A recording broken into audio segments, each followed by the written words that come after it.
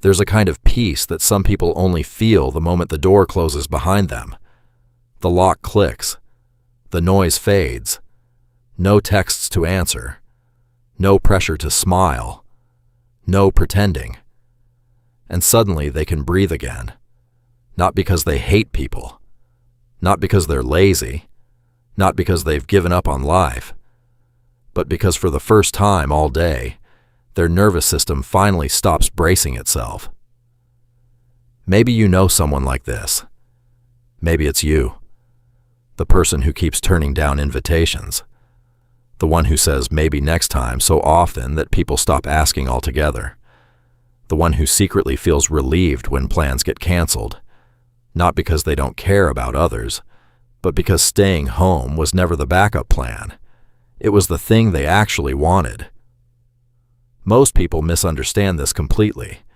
They assume that if someone enjoys being alone, something must be wrong.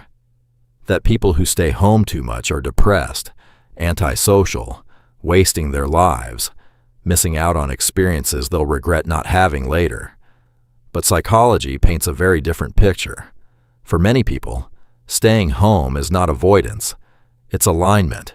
It's finally being in an environment where their body relaxes instead of tightens, where their thoughts can slow down, where they don't have to constantly monitor themselves in conversations or adjust their personality to fit the energy in the room. Because socializing, even with people they genuinely like, often feels like performance, not fake performance, just effort. The eye contact, the reacting, the timing, the noise, the endless small adjustments. And eventually, something inside them starts whispering the same exhausted thought after every outing. I need to go home. Not because anything bad happened. Sometimes the night was objectively fun. They laughed. They talked. They smiled at all the right moments. But then they get in the car afterward and go silent, completely drained. That's the part people rarely understand. Being around others can feel expensive for certain nervous systems in a way solitude never does. And over time, people who prefer staying home begin noticing the same pattern again and again. Time alone restores them. Time around too much stimulation depletes them. Psychology doesn't view this as dysfunction. It views it as temperament. Research in personality neuroscience shows that introverted individuals often have higher baseline activity in areas of the brain associated with internal processing, reflection, and problem solving. Their minds are naturally more engaged with internal stimulation than external stimulation, which means what looks boring from the outside may actually feel deeply fulfilling from the inside. Some people recharge through crowds. Others recharge through quiet. Neither is wrong. They're simply wired differently. But people who prefer solitude often spend years trying to fight that wiring. They go to the parties, accept invitations they never wanted to accept, push themselves into social situations because they've been told that's what healthy, normal, successful people do. And for a while, they try to believe it. Maybe if I force myself enough, I'll become that kind of person. Maybe everyone feels exhausted afterward, and they just handle it better. Maybe something's wrong with me. So they keep going out. Keep performing energy they don't actually feel. Keep saying yes when every part of them wants to say no, until eventually the exhaustion becomes impossible to ignore. Because being social costs them something. Even good interactions leave them depleted in a way that quiet activities somehow never do. And that realization can feel strangely emotional. Not dramatic, just deeply clarifying. Oh, this is who I actually am. People often think introversion simply means being shy or quiet. But the real experience runs much deeper than that. It's not just preferring books over parties. It's having such a rich internal world that external stimulation constantly has to compete with it. And most of the time it loses. Their thoughts feel engaging. Their solitude feels meaningful. Their private routines feel grounding. Home becomes the one place where they don't have to fragment themselves into socially acceptable versions. No performance, no monitoring, no pressure to match someone else's energy. Just peace. And that peace becomes addictive once they finally allow themselves to experience it without guilt. But guilt usually comes first, because culture glorifies busyness, constant plans, packed calendars, being out there. Social people are celebrated. Quiet people are questioned. You never come out anymore. Are you okay? You're wasting your youth. And after hearing those messages long enough, people who genuinely enjoy staying home start doubting themselves. Am I isolating too much? Am I missing life? Shouldn't I want more?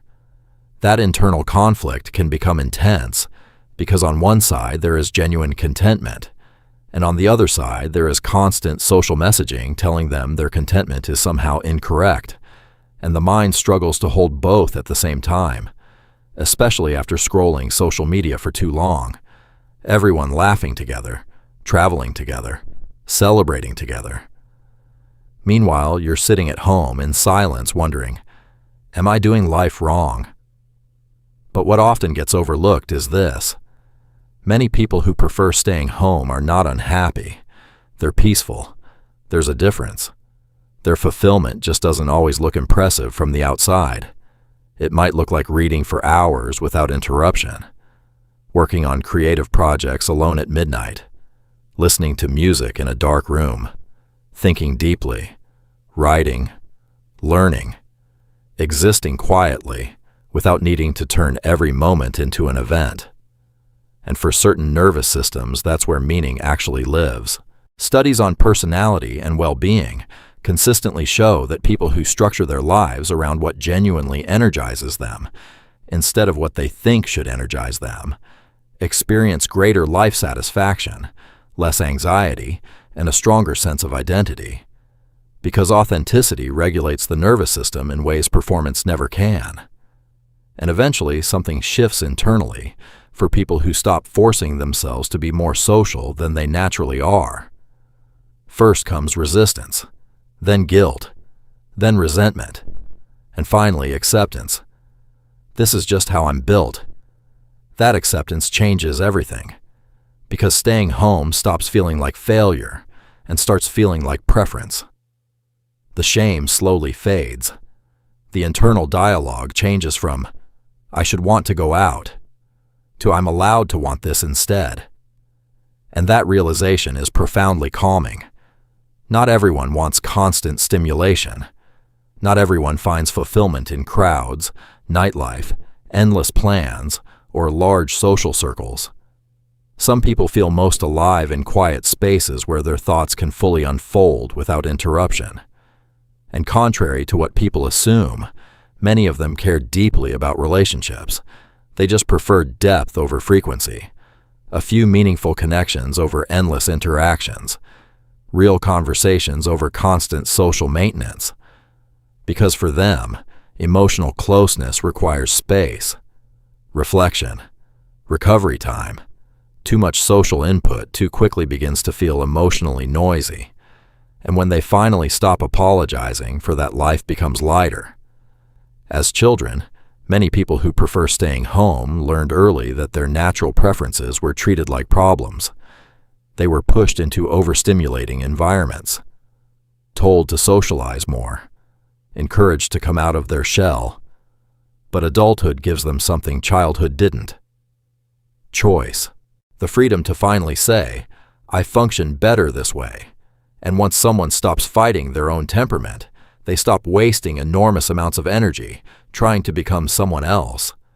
That's why people who genuinely enjoy staying home often seem calmer once they accept themselves, more grounded, more emotionally regulated, not because their lives became bigger from the outside, but because the internal war finally ended. And maybe the hardest part isn't the solitude itself. Maybe the hardest part is feeling misunderstood, having your peace interpreted as loneliness, having your boundaries interpreted as rejection, having your quietness interpreted as sadness.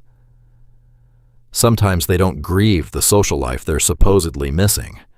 They grieve the lack of acceptance. The fact that saying, "I want to stay home tonight" so often requires explanation, justification, or defense. But psychology suggests something important here. People experience energy differently, stimulation differently, meaning differently. And not every fulfilling life looks exciting from the outside. Some people grow through exploration. Others grow through reflection. Some people discover themselves in crowds. Others discover themselves in silence. Neither path is superior. The real problem begins when someone abandons their own wiring just to appear normal to other people.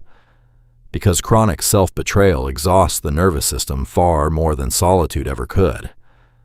And maybe that's the real psychology behind people who like staying home. It was never about hiding from life.